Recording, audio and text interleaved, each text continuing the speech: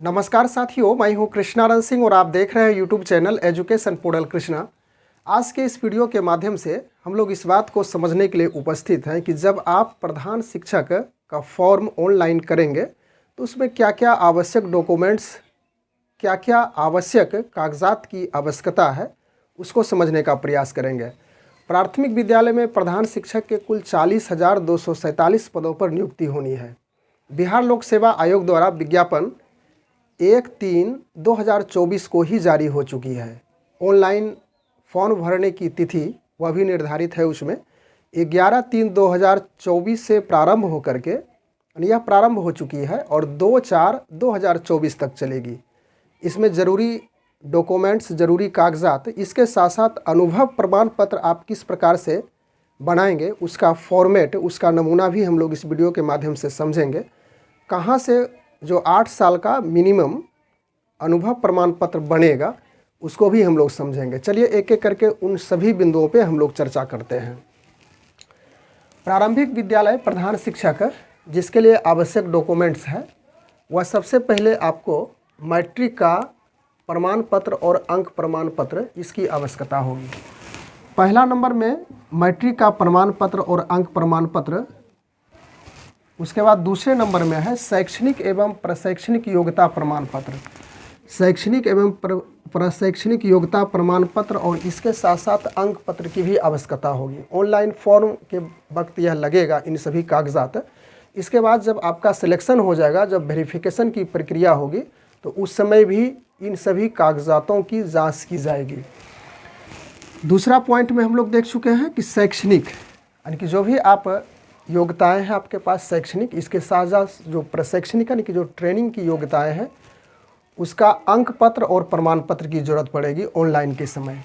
तीसरा पॉइंट है जिला शिक्षा पदाधिकारी द्वारा निर्गत अनुभव प्रमाण पत्र। जो न्यूनतम 8 वर्ष का आप यदि शैक्षणिक कार्य कर चुके हैं तो कम से कम 8 वर्ष का अनुभव होना जरूरी है। इसी को बनाना है और यह अनुभव प्रमाण पत्र का एक फॉर्मेट दिया हुआ है, उसी फॉर्मेट पे सिग्नेचर होगा और क्या क्या उसमें फिलअप करना है इसकी जानकारी हम लोग यहाँ पे बगल में प्राप्त करेंगे। सबसे पहले क्या कागजात की आवश्यकता है उसको देख लेते हैं। चौथा पॉइंट है कि बीसी और ईबीसी यानी कि पिछड़ा वर्ग और अत्यंत पिछड़ा वर्ग के लिए क्रीमी लेयर रहित, ध्यान रखिएगा, क्रीमी लेयर रहित प्रमाण पत्र की आवश्यकता होगी। और जो महिला कैंडिडेट है उसका जो क्रीमी लेयर रहित प्रमाण पत्र बनेगा वह उसके पिता के नाम और उसके पता, यानी कि पिता का नाम होगा और उनके पता के आधार पर क्रीमी लेयर रहित प्रमाण पत्र बनेगी। यदि आप दावा करते हैं उसी स्थिति में ये सब देना है, नहीं तो कोई बात नहीं है। उसके बाद पाँचवा पॉइंट है SC ST यानी कि अनुसूचित जाति और अनुसूचित जनजाति के लिए यदि आप दावा करने के पात्र हैं, दावा करते हैं, तो वैसी स्थिति में जाति प्रमाण पत्र और अस्थाई निवास प्रमाण पत्र यानी कास्ट सर्टिफिकेट और डोमिसाइल भी देना नितांत जरूरी होगा। इसके बाद अगला कागजात है EWS के लिए, यानी कि जो जनरल में अत्यंत कमज़ोर रूप से पिछड़ा वर्ग हैं, यानी आर्थिक रूप से कमज़ोर व्यक्ति हैं, उसके लिए EWS सर्टिफिकेट बनता है। उसके आधार पर भी उन लोगों को कुछ न कुछ छूट मिलती है। तो इसके लिए आप सक्षम प्राधिकार के द्वारा EWS प्रमाण पत्र भी लगाएंगे यदि आप इस कैटेगरी के अंतर्गत आते हैं। उसके बाद यदि दिव्यांग कैटेगरी के आप हैं तो दिव्यांगता प्रमाण पत्र भी आपको ऑनलाइन के वक्त में डाउनलोड करना होगा। अगला है 8वां नंबर पहचान पत्र। पहचान पत्र में आपका फ़ोटो युक्त होना चाहिए। एग्जाम्पल के तौर पे आधार कार्ड भी दे सकते हैं, तो यह पहचान पत्र फ़ोटो युक्त होना ज़रूरी है। उसके बाद 2 नवीनतम यानी कि नई फ़ोटो, हाल का खींचा हुआ 2 फ़ोटो भी इसमें ज़रूरत होगा। तो मुख्य बिंदु है कि जो तीसरा नंबर है जिला शिक्षा पदाधिकारी द्वारा निर्गत अनुभव प्रमाण पत्र जो न्यूनतम 8 वर्ष का होगा, इसे ही बनाने की आवश्यकता है। इसके साथ साथ नंबर 1 मैट्रिक प्रमाण पत्र और अंक पत्र आपके पास अवेलेबल है ही। शैक्षणिक और प्रशैक्षणिक योग्यता प्रमाण पत्र और अंक पत्र यह भी है।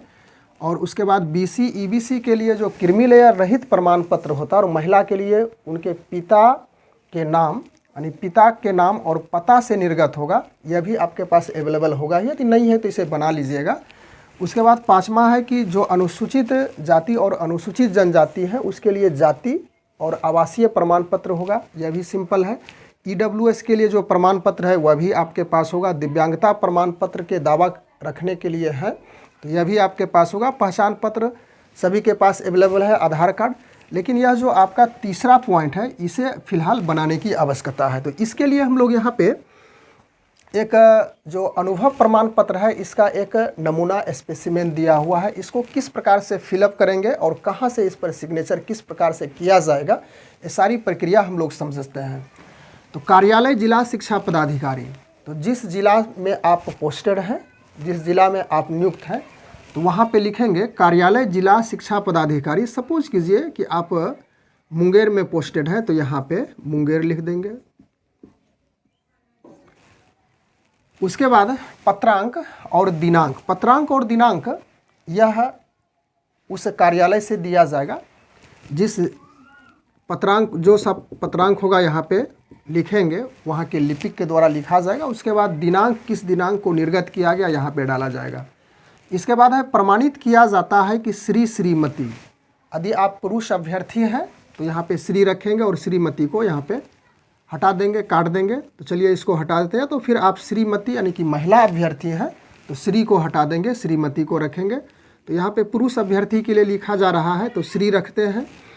उसके बाद यहाँ पे अपना नाम रखेंगे। यहाँ पे काल्पनिक है रमन कुमार। इसके बाद की नियुक्ति पंचायत प्रखंड के पद पर, तो यदि पंचायत स्तर पे है तो प्रखंड शिक्षक को यहाँ पे प्रखंड को हटा देंगे, शिक्षक को रहने देंगे।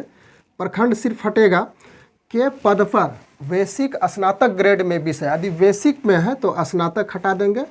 विषय, तो विषय में यदि बेसिक है 1 to 5 से ही है और आपका सामान्य विषय के लिए आपकी नियुक्ति हुई है तो यहाँ पे सामान्य रखेंगे, सामान्य। और किसी विशेष विषय वस्तु के लिए है तो वहाँ पे आप विषय डाल देंगे। यदि आप भौतिकी से हैं उत्तीर्ण, ऑनर्स किए हैं तो यहाँ पे फिर उसी प्रकार से डाल देंगे। भौतिकी के लिए या तो हमने यहाँ पे विषय बेसिक ग्रेड के लिए रखा है तो सामान्य के लिए विद्यालय। अब यहाँ पर विद्यालय आप लिखेंगे। विद्यालय में चलिए लिख देते हैं PS धौरी में दिनांक, तो दिनांक जिस तिथि को आप ज्वाइन किए हैं 14/8/2014 को हुई है, यानी इसकी नियुक्ति 14/8/2000 को हुई है। इनका वर्तमान विद्यालय, यदि इसी विद्यालय में अभी तक PS धौरी में ही पोस्टेड है तो वही विद्यालय डालेंगे। अन्यथा कहीं पे आप दूसरे विद्यालय में चले गए हैं, किसी कारणवश आपको वहाँ पे सेटिंग कर दिया गया है तो उस विद्यालय का नाम डालेंगे। लेकिन वर्तमान रूप से यदि इसी विद्यालय में है तो पुनः यहाँ पे लिखेंगे PS धौरी है, यानी कि वर्तमान विद्यालय यह है। उसके बाद श्री, इसको हटा दीजिए, रमन कुमार का दिनांक 14/8, यही दिनांक दीजिएगा 14/8/2014 से दिनांक तक, यानी कि आज का दिनांक दे दीजिए, कोई बात नहीं है, इसमें दिक्कत नहीं है। तो आज यहाँ पे लिख दीजिए 12/3/24 तक पंचायत, यानी कि प्रखंड को हटाएंगे, पंचायत के लिए लिख रहे हैं। शिक्षक के पद पर कार्यरत रहते हुए इनकी सेवा अवधि न्यूनतम 8 वर्ष पूर्ण कर ली गई है। काउंट कीजिएगा, 8 साल से ज़्यादा हो जाएगा, कोई बात नहीं है, 8, लेकिन मिनिमम 8 साल ज़रूर होना चाहिए। अब यहाँ देखिए प्रधानाध्यापक या प्रभारी प्रधानाध्यापक का हस्ताक्षर होगा, तो जो प्रभारी प्रधानाध्यापक यहाँ पे हस्ताक्षर कर देंगे, उसके बाद अपना यहाँ पे मोहर लगा देंगे। रही विशेष बातें, यहाँ पे जिला शिक्षा पदाधिकारी या जिला कार्यक्रम पदाधिकारी स्थापना का हस्ताक्षर और मोहर यहाँ पे वे करेंगे। यह प्रक्रिया हो सकता है कि जो ब्लॉक, कि जहाँ पे BRC है वहाँ जमा कर सकते हैं, वहाँ पे BO का भी सिग्नेचर हो प्रति हस्ताक्षरण के लिए। उसके बाद आगे जो जिला शिक्षा पदाधिकारी यानी या तो फिर जिला कार्यक्रम पदाधिकारी स्थापना है उसका सिग्नेचर और मुहर होगा। तो यह आपका जो अनुभव प्रमाण पत्र है प्रधान शिक्षक के लिए, यानी कि प्राथमिक विद्यालय के लिए जो अनुभव प्रमाण पत्र बन रहा है, तो इसमें सारी प्रक्रियाएं पूरी होने के बाद जिस समय आपका ऑनलाइन होगा तो उस समय इसकी भी आवश्यकता होगी। तो इस प्रकार से एक छोटे से अंतराल में हम लोग इसी बात को समझने के लिए उपस्थित हुए थे कि यदि अनुभव प्रमाण पत्र बनाना हो तो उसका प्रोसेस क्या है, और उसके बाद ऑनलाइन प्रक्रिया में जब आप फॉर्म अप्लाई करेंगे तो उस समय इन सभी कागजात की आवश्यकता होगी। और जब आपका इसमें फाइनली आपका सिलेक्शन हो जाएगा तो उस स्थिति में इसके बाद जो भी आप डॉक्यूमेंट्स इंक्लूड किए हैं उस समय फॉर्म भरने के वक्त में, ऑनलाइन वक्त में, तो इन सभी कागजात की वहाँ पे जांच होगी। बस, thanks for watching, good bye.